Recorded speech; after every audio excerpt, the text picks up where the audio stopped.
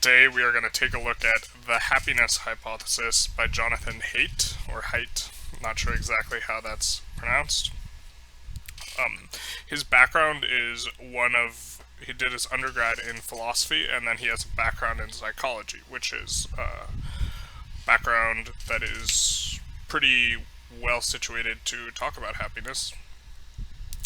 And what he does in this book is quite interesting. He first talks about, or throughout the entire book, he talks about ancient wisdom regarding happiness and well being. So, for example, we have Buddhism's rejection of suffering type of looking within for finding happiness, and then also the Stoics with a similar attitude towards looking at the internal things, and various other ancient views on what makes one happy. Like, we have virtue ethics from Aristotle, just a whole bunch of stuff. And then what he does is he synthesizes that with modern contemporary research from the field of psychology on happiness. And so what that does is provides a really well textured sort of narrative on happiness that is interesting, and you get a lot of the ancient wisdom that you might be familiar with and find interesting, but then it gets balanced with more contemporary research.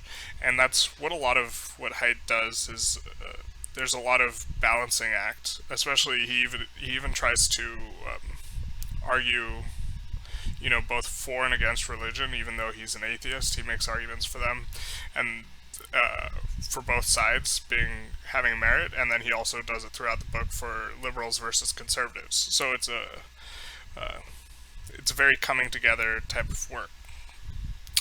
Let's move on to the ratings. For utility, I gave it a 7.5.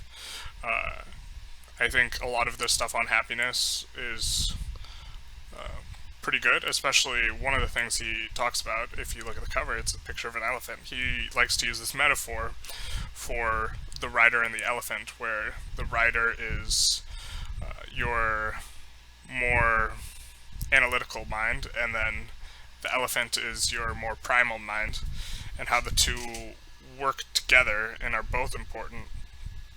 And talks a lot about evolutionary biology when bringing this up. I think he also discusses Plato has a similar analogy with the charioteer and the two horses, where one of the horses is a vicious horse and the other one's a virtuous horse, and the person in charge, the charioteer, is trying to keep them on track.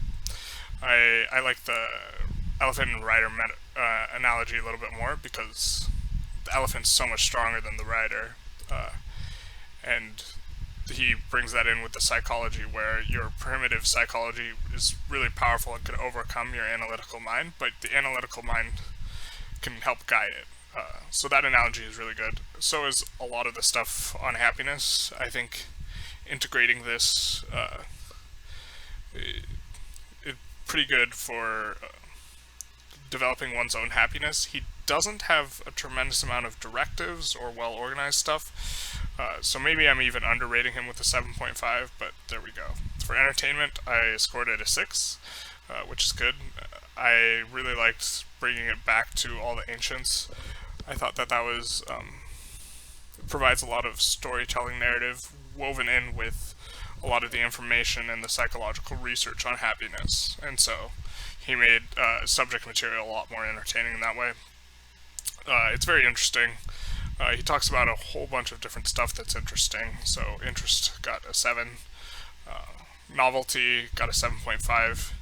He takes it in a lot of different directions, as well as the synthesis together. A lot of places, when they're talking about happiness, they'll either imply that it's about external things, or they'll say it's all internal. And what Haidt does is quite a bit different. He says, look, it's both, and you need to look at the bigger picture. So I scored 7.5 on novelty. I think that as far as analyzing happiness goes, he does a pretty good job. For style, I scored a 4. It's pretty average. I didn't like some of his changes to first person. I thought were unnecessary and style's a little informal. So for readability, 6. Pretty easy to read. Uh, he's got things structured fairly well throughout the book. No like huge sections, and the presentation's pretty good. He's got quotes at the front. Okay, so readability is a 6, and then difficulty. He makes the subject material extremely accessible. The psychological research, and as well as the stories. Pretty easy book for almost anyone.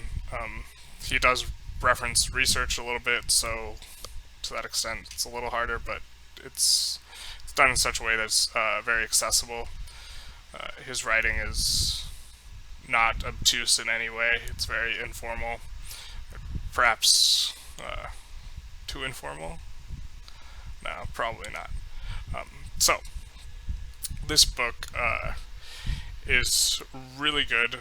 I would suggest this book if there's a few things that you're looking for. If you're looking for formulating a comprehensive view on happiness, such that you're going to, approach that subject with some intentionality later, then I really like this book.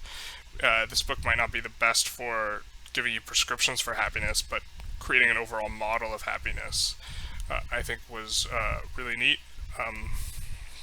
I think it does a pretty good job talking about the psychological underpinnings, as well as giving a more contemporary justification for ancient wisdom, which I think is pretty interesting. And then there's a lot of analogies in here that are pretty good. Let's see. As far as prescriptive happiness if goes, I don't know if I would recommend this if one was trying to be extremely productive and they were looking for like some sort of prescriptive heavy thing towards happiness, or if their specific problem was severe depression. This wouldn't be the first book I would recommend. I would recommend Lost Connections by Johann Hari, but this book seems pretty good, and I enjoyed it. I'll probably look to read more of this guy's books in the future. Overall, I would recommend this book, and it was the eclectic collection of happiness stuff was very nice to read.